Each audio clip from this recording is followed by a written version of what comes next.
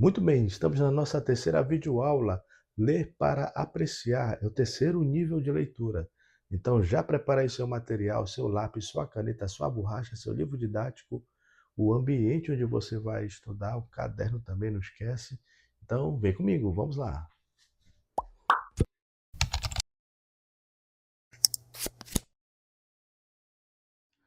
Muito bem, estamos na nossa terceira videoaula, terceira e última sobre os níveis de leitura. Já vimos o ler para conhecer, o ler para analisar e agora o ler para apreciar, relacionado a este poema aqui, que é o que nós estamos estudando. Bem, no ler para apreciar, qual é o nosso objetivo? É responder essa pergunta aqui, ó. Confere comigo aqui. Você se identifica com o que o poema diz? Por quê? Qual é o passo a passo no ler para apreciar que nós vamos sugerir? Bem, o poema ele apresenta uma escolha, uma mudança. Bem, no caso desse poema, nós vimos que há uma mudança, que é, por exemplo, percebida pela relação entre o verbo e o sujeito. Aqui Labão ele serve Jacó, aqui Labão pretende, aqui Labão se contenta e passa os dias na esperança de ver a Raquel. Mas aqui há uma mudança em quem está agindo no poema. É o pai, o Labão, que usa de cautela e dá Lia em lugar de Raquel. Se você percebeu lá no contexto no texto original, havia aquela região a ideia de que a filha mais velha, ou seja, a primogênita, deveria ser dada antes da filha mais nova. E por isso Labão ele decide dar Raquel no lugar de Lia para seguir a tradição.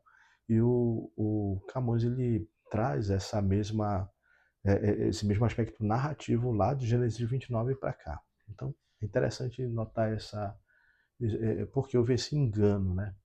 Outro aspecto que você deve ter notado com relação a essa escolha ou essa mudança é que Jacó, na história original lá de Gênesis, ele enganou o pai, enganou o irmão, e aquele é enganado por Labão. Até rimou, né? Outra coisa que você vai perceber é que ele muda ao longo da narrativa. É como se o amor o fizesse, ainda que enganado, lutar para servir por esse amor. Bem, há uma ideia de causa e efeito. O poema ele não trata de ideias, a não ser que nós vejamos a tensão, ou melhor dizendo, o contraponto entre amor e eternidade. Mas a tensão certamente há. E qual é a tensão? Longo amor e curta a vida, que forma inclusive uma figura de linguagem, né? Uma antítese. Mas servira se não fora para tão longo amor, tão curta a vida, como nós já vimos. A temática do poema, a temática do poema gira em torno dessa tensão. O amor, que é muito longo, e a vida, que é muito curta. Um amor que está dentro do contexto em que Camões escrevia, no nível do amor na ideia neoplatônica. É claro, nós temos aqui o eu e a temática, eu acabei de explicar, né? Falei um pouquinho sobre Camões e o neoplatonismo. Você simpatiza com o que o poema está dizendo?